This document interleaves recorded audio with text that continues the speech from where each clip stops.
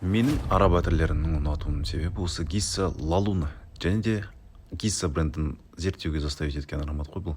50 мл флакон осындай қоңыр коробочкада и хамелеон цветпен переливаться ететін осындай пакет. Мына жерге ноталарын қойып қоямын сіздерге примерно түсінікті болсын деп. Ал мен фрагрантика сайтына жүгенбей өз мұрныма сүйеніп отырып разбор жасауға тырысамын. Содан кейін вердикт жасайсыздар, сіздерге келетін парфюм ба әлде жоқ па. Обзорға көшейік. Бисмилля. Идеально, идеально. В общем, первая арабская любовь.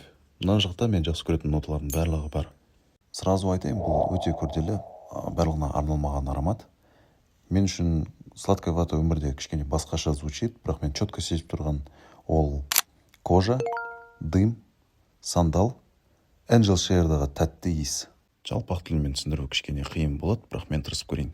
Елестетіңіздерші, восточный иіс, старомодный и современный араласқан.